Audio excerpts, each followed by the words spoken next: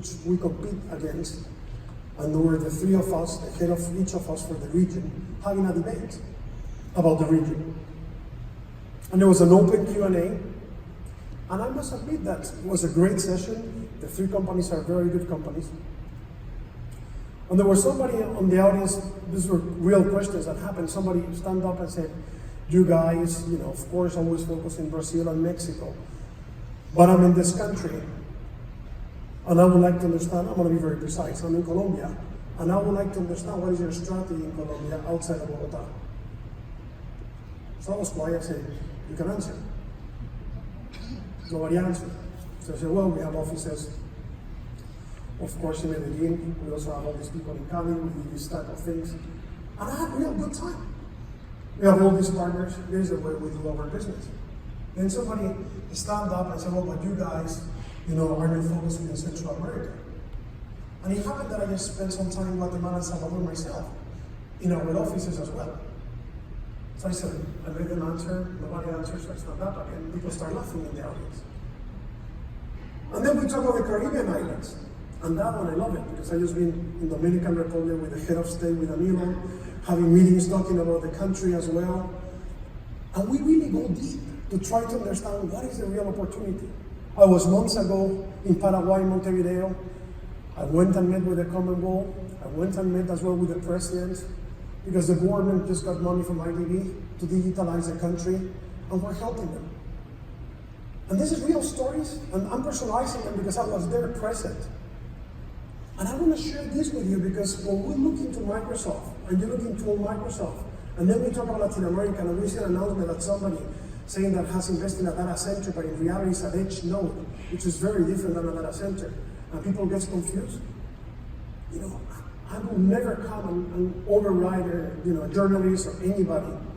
But the truth of the matter is, I don't want anybody to be confused here about the commitment that we have as a company in the region and why we have that commitment. We believe not just in the opportunity ahead, but as well on the democratization of the society that is coming through digital transformation.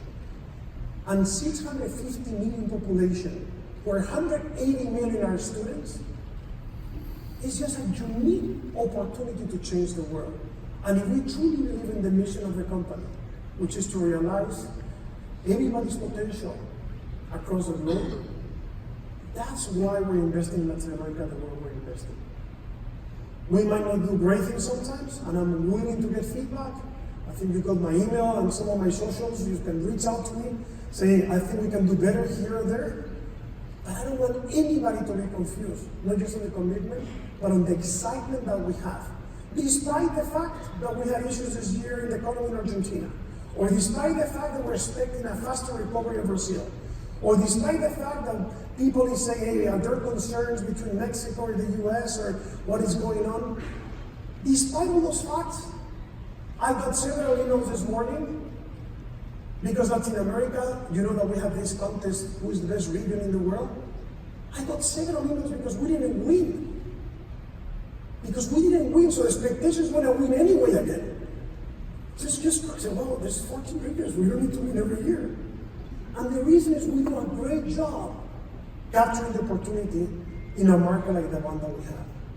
So I want to say thank you to everybody, and I want to close, sharing a little bit what is ahead of us. Because the reality is, despite all these numbers that I just gave you, our vision on how the opportunity is coming to us and where are we moving, the best is yet to come. I think that we are extremely lucky to be in the industry that we are at the moment that we are. And we are very well positioned to capture this growth. We're going to give you some more details on how to capture it and where the opportunity is. But think about the following. In several countries today in Latin America, we're the cloud market leader. I'm not including Office 365. With Office 365, we're in every country, we're the market leaders. I'm talking about infrastructure and platform as a service. We're not the first one coming. But in many of the countries, we are already bigger than anybody else. Of course, not in Brazil and Mexico, but we're growing faster, and I'm looking forward to be number one as well in Brazil and Mexico. That's what we're aiming. And the way to get there is basically through our partners and with you, serving our customers the best way. So with that, I'm going to ask Paula Belisa, our Vice President of Latin America, to join me on stage. And as many of you know, Paula used to be our General Manager in Brazil, and now she's the one running the business. So, Paula. Hello, everyone. Bom dia. Buenos dias. Good morning. So I think it's the first time that I'm here with you as the sales marketing operation leader for Latin America. So it's a pleasure. I hope you have been having an amazing few days. I'm going to kick us off after what Cesar just introduced us to. And I want to start with numbers. I know that Cesar loves numbers. You also love numbers. I love numbers. So I'm going to kick us off with some numbers in terms of the size of the opportunity, right?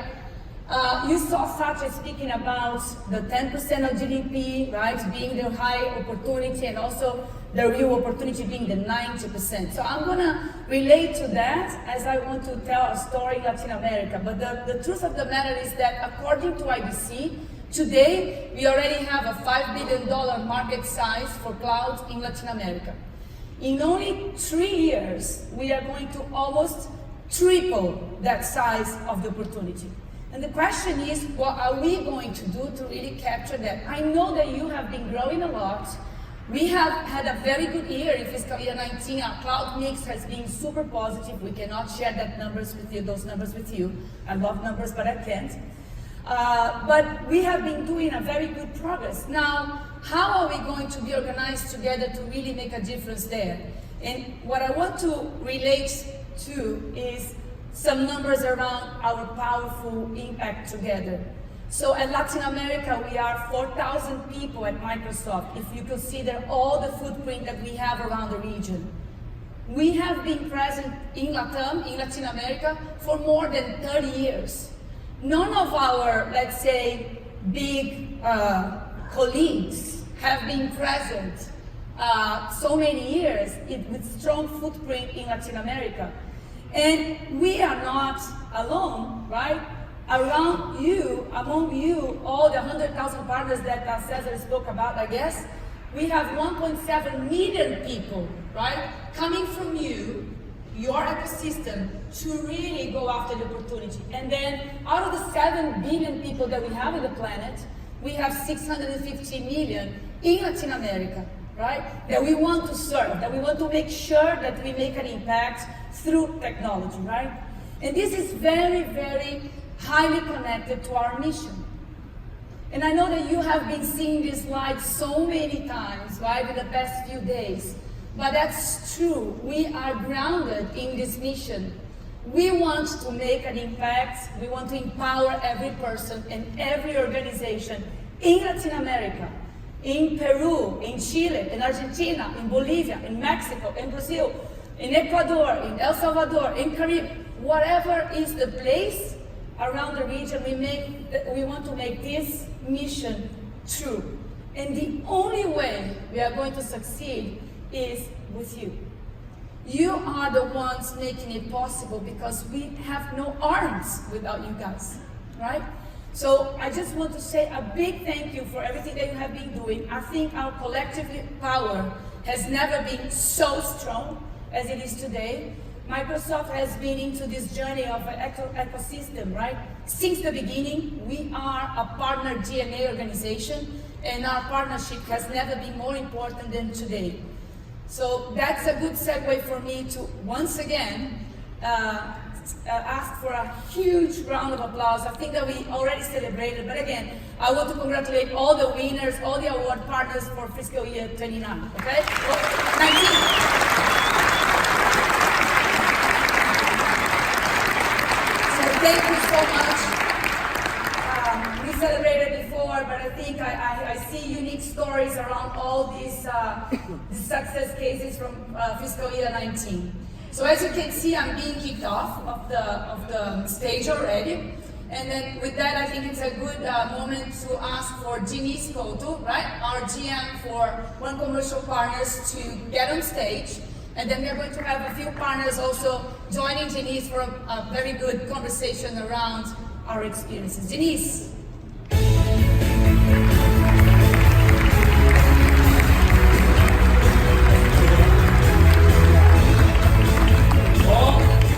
Bom dia, good morning, buenos dias.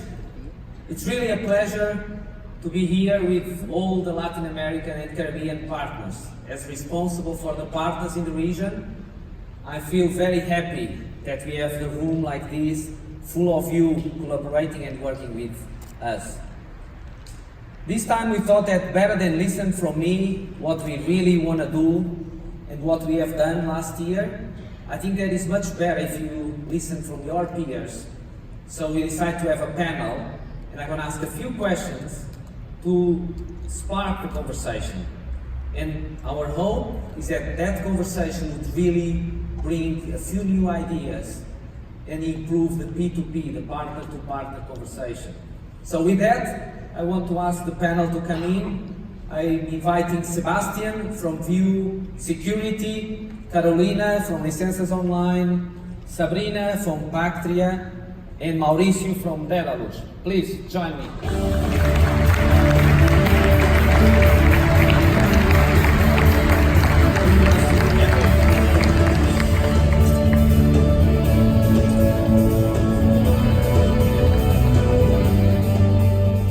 Well, good morning, everyone.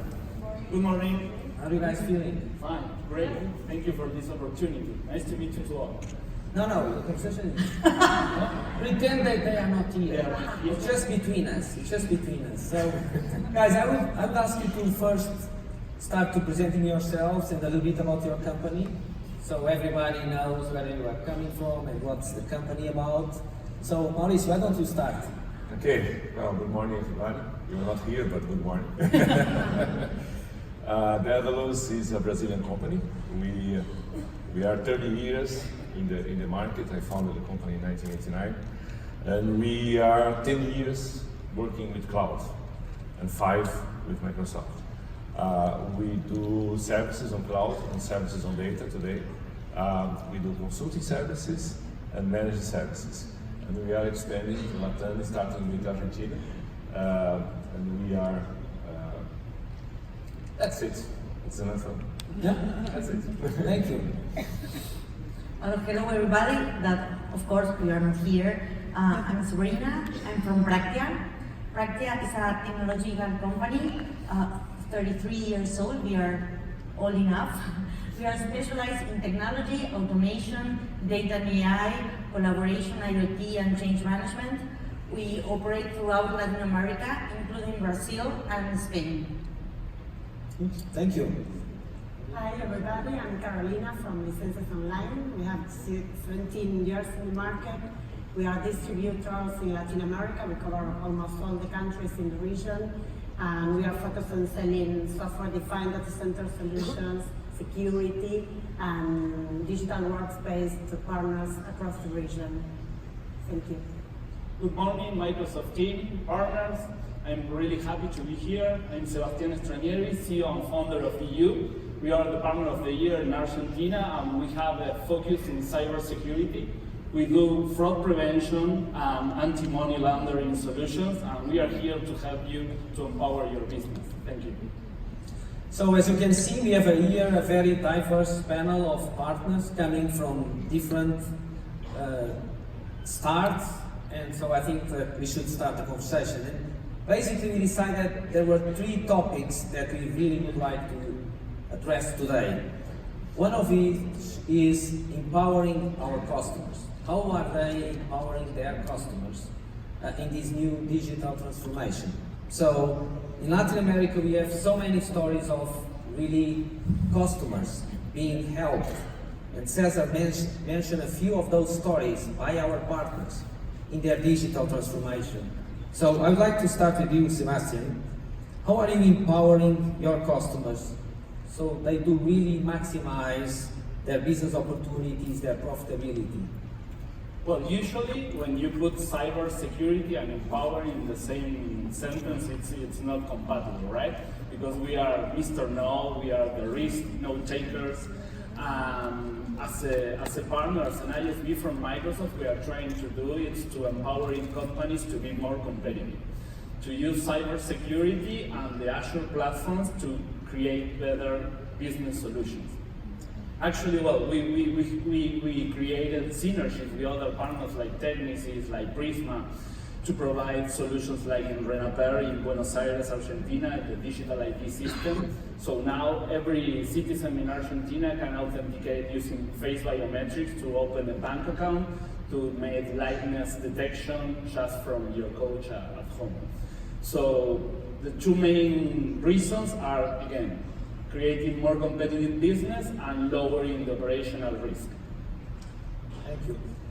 Sabrina, tell us a little bit about how do you do that? How do you help your customers reinvent their productivity and their practices?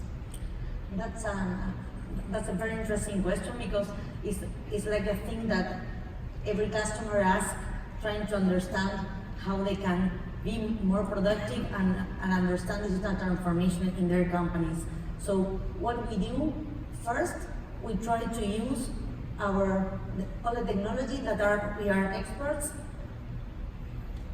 and understand that technology and we can use it, focusing on the market, the customers of our customers, the processes and sales, and how we can understand the business of our clients, to understand how we can help them, starting with their mission, vision, and strategic objectives, and understand how the technology can really help them to be more productive, to be more competitive, and then we develop solutions very focused on these key points.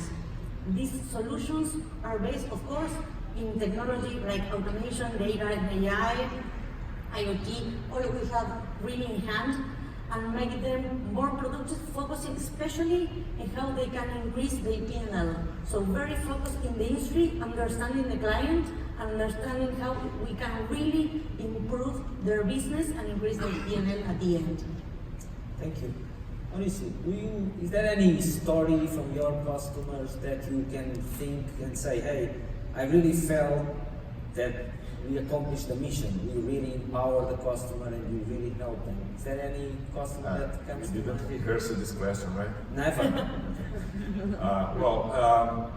There is a lot of doubts about cloud and all these new technologies. So most of the customers, they are really enthusiastic when they realize what it really means for their business. So most of the customers, they used to come, especially in Latin America, because of all the struggle on the economical side, they try to come to cloud, trying to save money. But it's much more than this, right?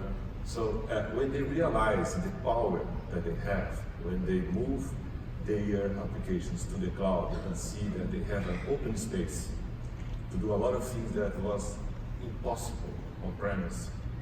Then you have something special. So we have a lot of customers that, most of the customers that we have, they came to us like an emergency room. So they come to us and say, hey, I have a problem in my local data center and I have to move this week. Okay? And then we have to move very, very fast with the migration. Usually it's not done in the most special ways. I mean, it's lift and shift basically. And then we start to, help that, etc. And then we start to offer something that the customer never saw before, like data analytics, for instance. So it's very interesting, the transformation and the realization that most of the customers have when they come to us to solve a problem, and all of a sudden they discover a new world.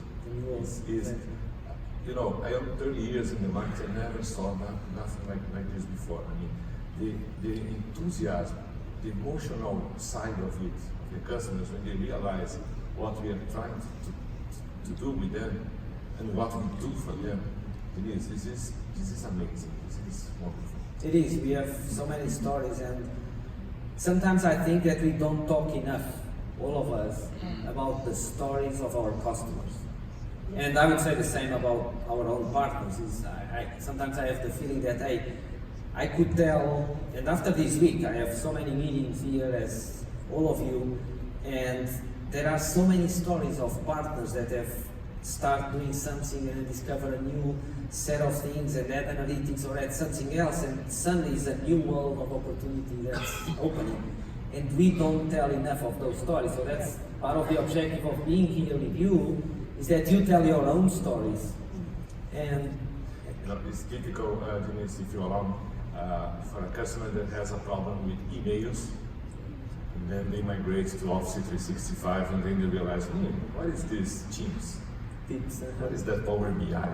And then everything changes. I mean, they forget about the emails and start with the new platform. It's wonderful.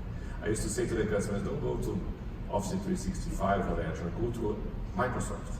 This is very important. We have a portfolio that provides the transformation if we work together with you to provide this journey. really, if you want to add Yes, something. we've seen many successful stories in the region, but it comes to my mind one that is from a customer that is a software developer. They have a solution of electronic billing, and they were delivering the solution from their own data centers to customers in Colombia, Argentina, and Peru. And they were having a lot of problems, technical problems, as it was mentioned. They usually say, well, I have this problem, what can I do to make it better? And they have a lot of impact in the customer satisfaction, what was making a huge problem for them. And they wanted to move to the cloud, but they said they didn't want a cloud provider with zero support services, you know what I mean? Yeah. So they came to us and said, well, can you help me to migrate? And we said, yes, let's engage with Azure Cloud. We helped them to rebuild the solution in Azure, to migrate within a month. They were up and running, the new solution, but that, of course, made a great impact in the stabilization of the platform, but also it helped them to scale the business, because now they are delivering services to new markets, to Bolivia and to Costa Rica. So in a way, moving to the cloud not only helped them to improve their customer satisfaction, but also helped them to expand the business. So that is a great story that I think it's great to share to everybody. Thank you. Let me move us to the second topic. How technologies meet the needs of our customers today and tomorrow. I think that we all have seen a gigantic cycle of innovation. It's just amazing. We were just listening to another keynote on how many new things are coming and the speed they are coming, and how much we need to get tech intense and understand them, ourselves, our partners, and our customers. So, Carolina, I will get back to you and ask you, hey, we all know that the digital transformation is a lot more than just a slogan or a business trend nowadays. It's reality. So how are you embracing digital transformation? Well, we started our digital transformation to address and manage and increase our recurring revenue, the subscription business. And of course, we changed all the processes, improved and invested in our systems, the compensation plans. I guess it's a story that many partners here in the audience can tell as well. Now we are working on a disaster recovery side of our business, but it's something that had a great impact this year in our company is the usage of Teams. And Teams as a collaboration tool. But the main impact that we're having is the interchange of different generations' work styles, because 90% of our leadership teams comes from Generation X, but 75% of our staff are millennials, and millennials do not like emails. They want to talk and to chat and to have a totally different engagement way of doing business inside the company. So millennials now are driving our digital transformation inside our company. Oh, amazing story. We are living the same in Microsoft, I think all of us as companies. Sabrina, back to you. How are you delivering these cutting-edge technologies to your customers? That's a challenge, really, because one thing that's important is that our customers are not contacting us because they want to buy a machine learning. and that's a key point. They really want help solve their problems. So understanding really what their problems are, really understanding the technology, being specialized in the technology, we can build solutions specialized in our customer, in the segments. We can be like I said, very tech intensity, and help them solve their problems through technology, but not move the conversation from technology to really a problem solution approach, understanding really what they need, what their pains are, what the opportunities, what the capabilities they need, and swimming up of our arena, he says they can scale. Samsung, for example, in solutions like automation, for example, we have a huge solution about digital back office. We can also help the customers to grow fast, to focus on really can manage more clients and be more effective, and focus on really not only being better and having better service with their clients, but also with their employees, empowering them to be focused really on what they really need to do and not repetitive tasks.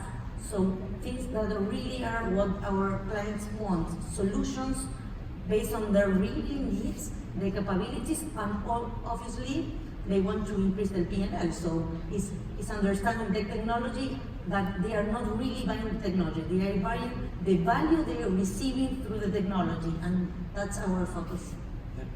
We see the same thing. Can I add something to the no? Absolutely. No? I will do it now. Thank you. Every time that I talk with customers, one of the first questions I ask is, what will happen when you go 100% digital? Because in customer facing, like banks, retail, government, the real challenge is how to re-engage with the user when they opt out. So when we talk about cutting edge technology, what we need to be objective and to help those customers is to create that engagement, to create the spaces, to create a continuous channels relationship with those customers. So I think that if we can create that value in this 100% digital world, we can create real value inside our customer. I think that this is a great challenge to talk about, which will be the next channel, which will the best way to engage with your customer, right? Absolutely. So as you are talking, Sebastian, I'm going to ask you the next question. What is the major challenge in democratizing the digital journey?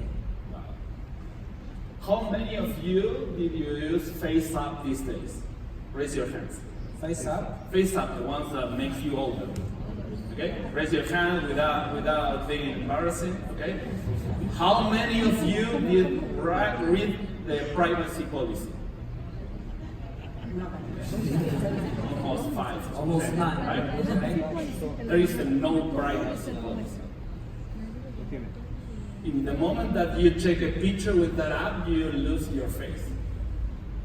So in the core note, Brad talked about trust, and I think that you didn't read the privacy policy because you trust. I'm sorry to tell you that was not the case to trust. But we can create technology in two aspects, one for the individuals and the citizens, to empower to own your identity, to own your digital assets, your retail, your credit card, your bank account, your village, whatever you have online, because you was born 1 million times online, right? And in terms of companies, I think that we have the responsibility, and that is what we create at EU.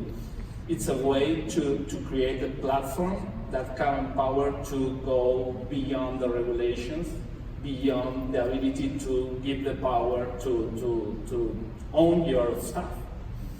And I think that the best way to democratize this is to rethink how we manage critical and confidential information, and in the next year, the focus will be in those things. How companies can support regulations, and how the citizens come back to own their identity and the assets online and have full control. This is for us, as you all know, and you heard it from Satya himself and Brad Smith, is a super important topic. Privacy, trust, security. We take it really, really serious. So for us, it's very important that all of us as an ecosystem look at that and talk about that with our customers. Because many times, and it's interesting because you just mentioned this app, and I had one of my friends here in the audience that showed me a picture of him looking older, like just 2 days ago. And to be honest with you all, I didn't try it because I didn't have time. I had a bunch of other stuff going on, I have a lot of meetings with you partners and other things to do, but I was planning to probably do it when I'm going to be on vacations next week. Because it's fun, right? Because hey, it's fun. It's like posting your picture from your child in front of the school. And I have never Very thought, risky. and I have never thought twice that the company is a Russian company, that my face is gone and is now digital recognized in whatever places and so on and so forth. So maybe somebody that is born in this digital world sees it different, but it's clearly not my case, and it seems that many of us in the audience. So anybody, any other comment around this topic of, no? So let's move to the next and third and last section of the conversation, that is, hey, what is a successful partner of the future? How to adopt innovation? How important is, and we are seeing blurring the technologies. You are seeing blurring. We used to have, many years ago, in Microsoft, kind of these squares, and we put our partners inside squares. You are in this box, you are an LSP, you are a DISP, you are an ISV, you are this or that. And what we are seeing, what I am seeing in my team and all of us, is that those lines are blurring. You are doing managed services across different partner types. Partner types are reinventing themselves. New partners are born in the cloud, and so on and so forth. So, Mauricio, I will start with you. How do we see a successful partner of the future? How does it look for you? It is. We have to remember that the first very good thing that Satya bring to all of us was the new mission of Microsoft. 5 years ago, he did a new mission that is bold, and probably everybody realized that is a mission that Microsoft can do alone. Absolutely. So we are part of this mission. The partner of the future, the partner of success, understands that a portion of this mission of change the world is something that we have to do together. This is not a speech. This is very powerful because most of the companies don't have a mission. And we have collectively a very nice mission. So the partner should be the services as a service for the technologies as a service that Microsoft provides to us. This is how to be successful. More than that, in my opinion, we are the drivers of this journey. Without the partners, you can't have the volume to really help the 7 billion people. Yeah, so it's a bold mission. So it doesn't matter if it's a distributor, a company like that, or anything else. If you find a place in the mission where you can help, that's enough. You are connecting people, customers, and partners, etc., with Microsoft. And there is a lot of value in this connection. Thank you. Thank you, Mauricio. Marina, what's your perspective on that? I can tell you what I'm seeing now and connected to yesterday's keynote. Many partners with managed service providers that are selling managed services are now building developers unit team inside their companies.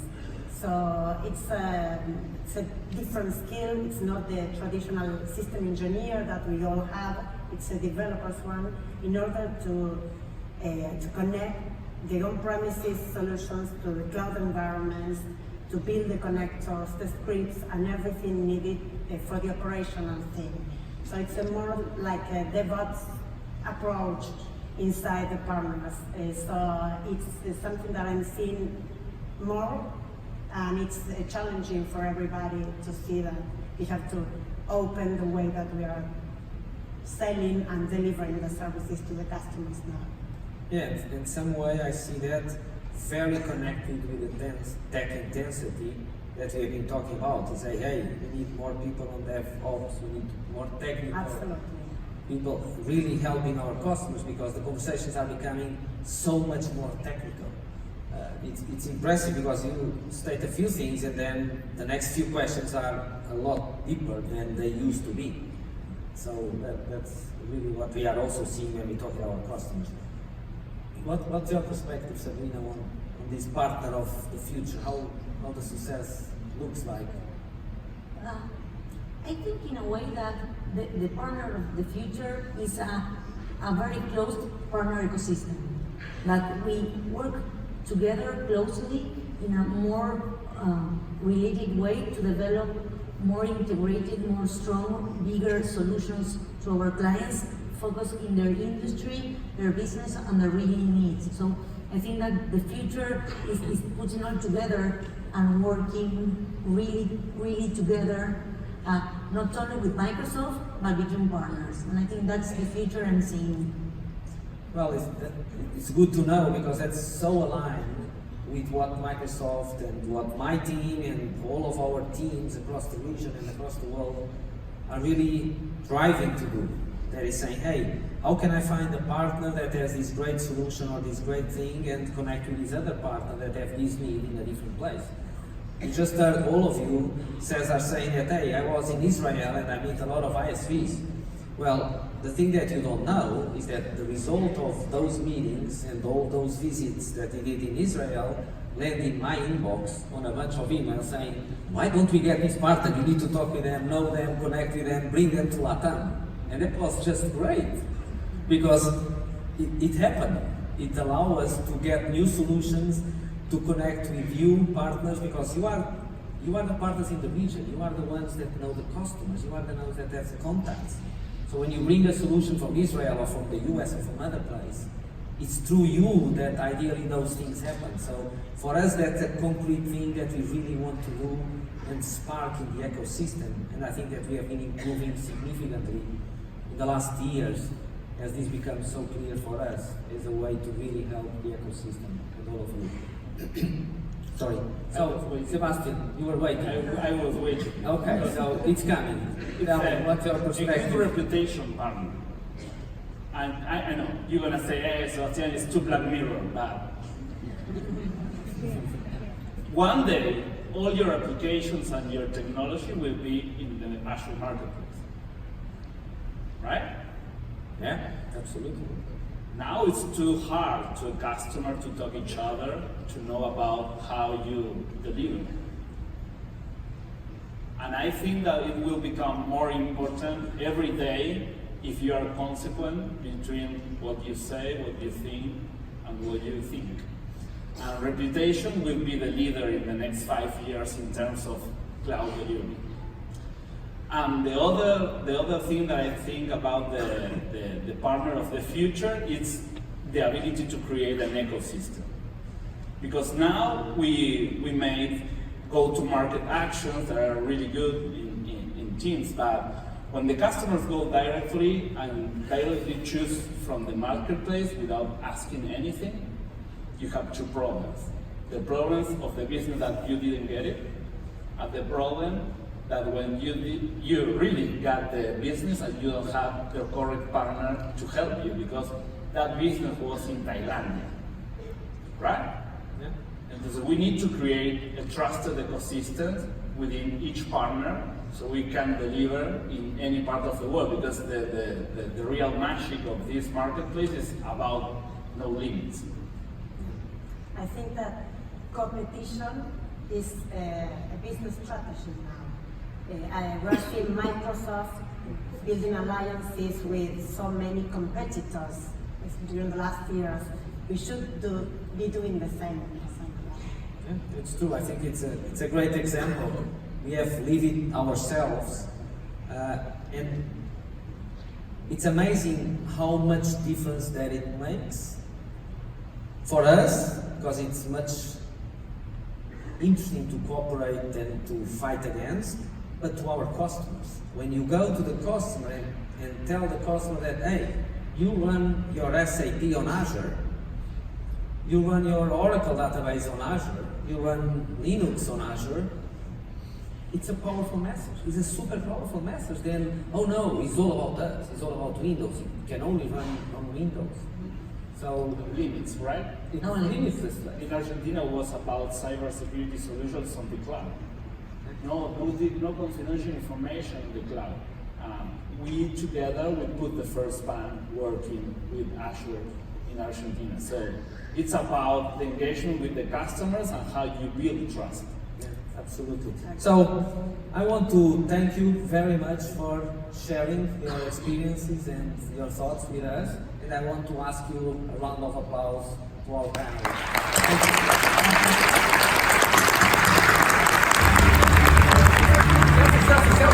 Selfie. Come on. So with that, I want to call Paula back on stage.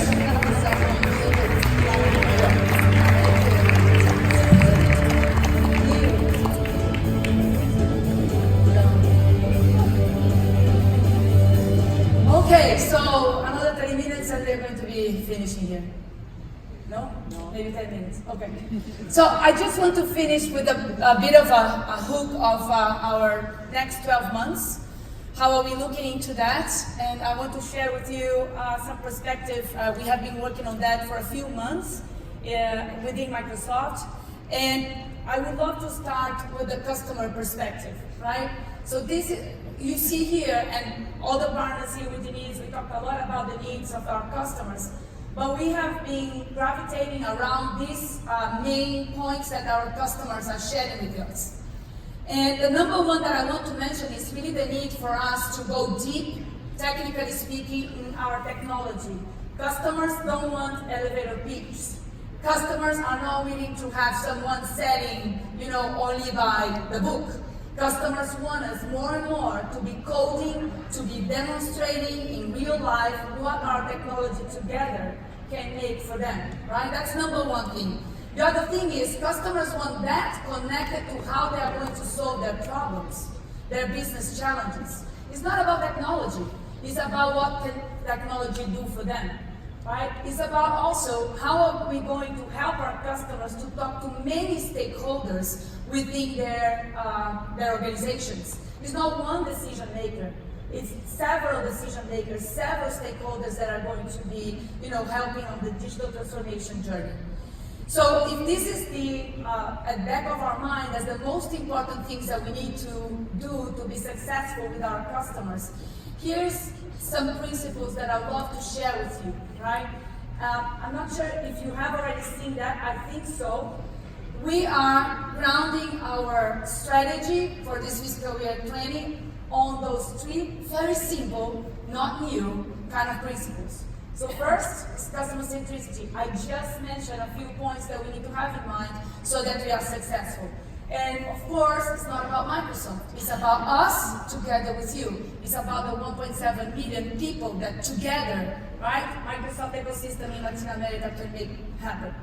It's about simplicity. And I want to share with you that in our session, a smaller session that we had with Satya, I actually made that question, right?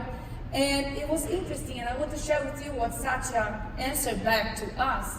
So he said, we need to acknowledge that we are a complex organization. We are not one solution area. We are 5 solution areas, right?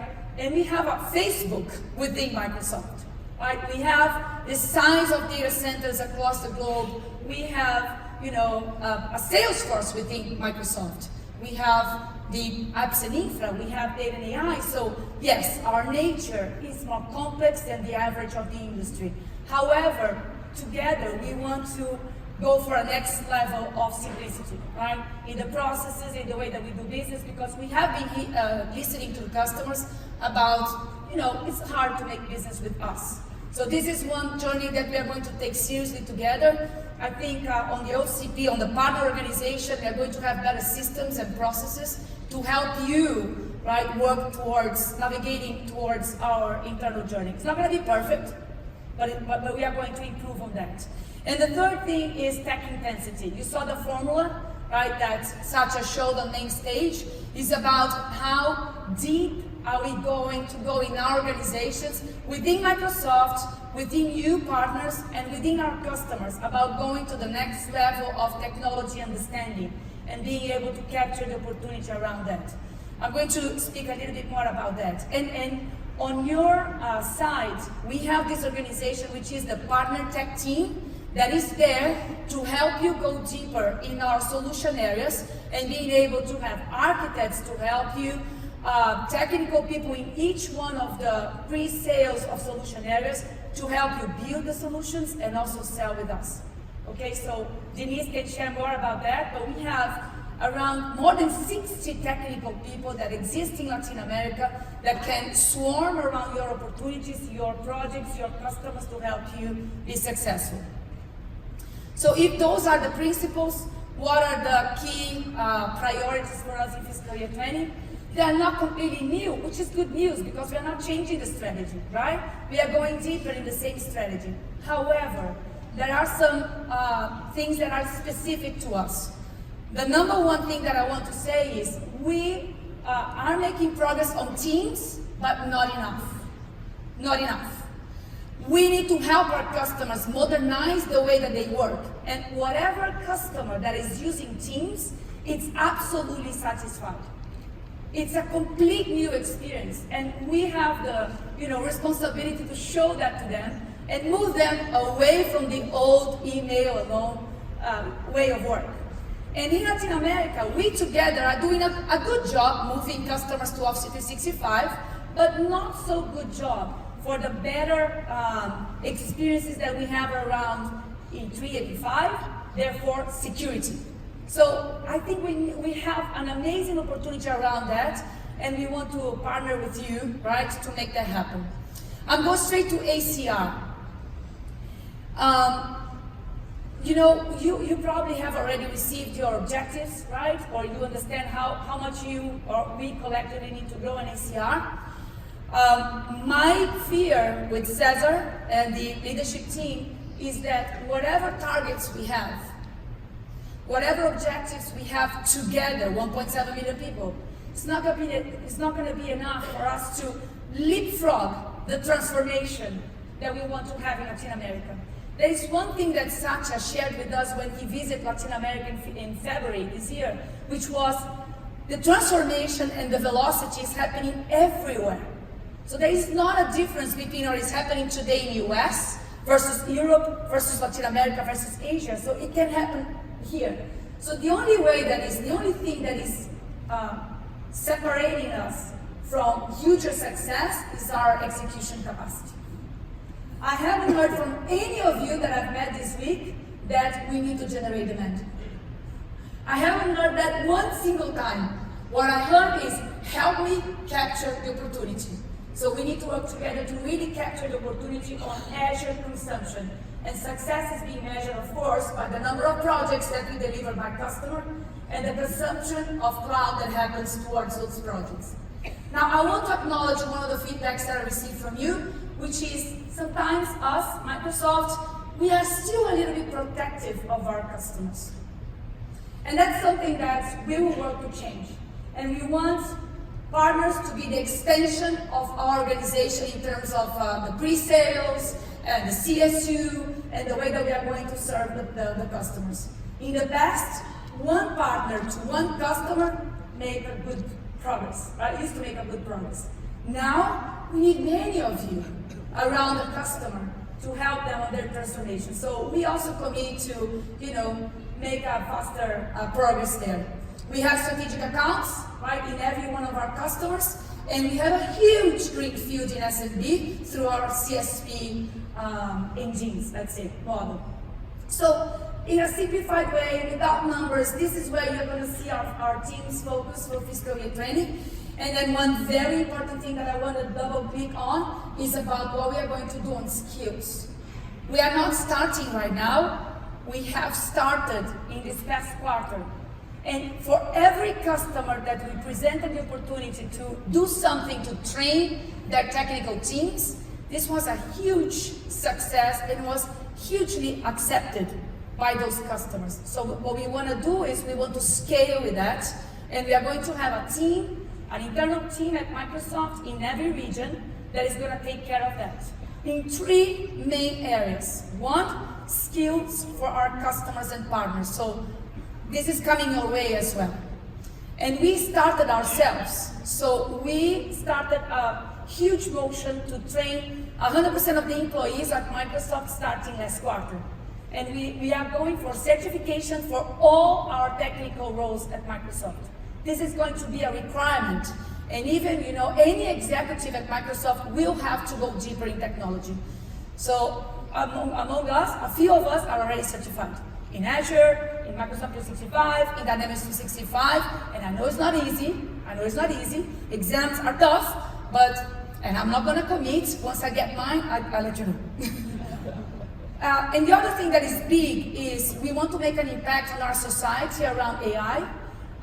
And I think Satya also mentioned that, which is about not only having more customer computing engineering being, outside of a university, but is to make sure that across our society, more people are ready to deal with AI, right? Across all disciplines, across all areas of society. So you see that we are going to double down on efforts through the plans that we have in every country to make that happen, partnering with government institutions, with entities, local entities, and our partners, like you. If you have interest, let us know, and also the local customers. So this is going to be huge, and it's a strategic effort. So I just want to help us close with a quote from our CEO, which is, Microsoft is and have always been a partner-led company, and never before this was more true than today, right? We need you, and we are together. Hopefully when we are meeting customers, it will be hard for them to understand who works for Microsoft, who works on a partner. Hopefully we get there. That's going to be a good sign that we are doing the best to serve our customers. So this is great. And then with that, I want to wish us all an amazing fiscal 20. We are looking forward to celebrate the big wins 12 months from now. And then again, on behalf of the entire team of Microsoft Latin America, big thank you for everything that you do. Okay? Thank you.